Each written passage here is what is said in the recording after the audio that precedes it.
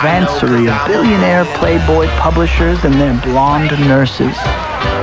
Heiresses comparing inheritances on Gatsby's beach. My boss, Walter Chase, losing money at the roulette tables.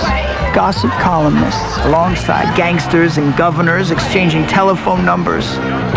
Film stars, Broadway directors, morality protectors, high school defectors, and Ewing Klipspringer, dubious descendant of Beethoven.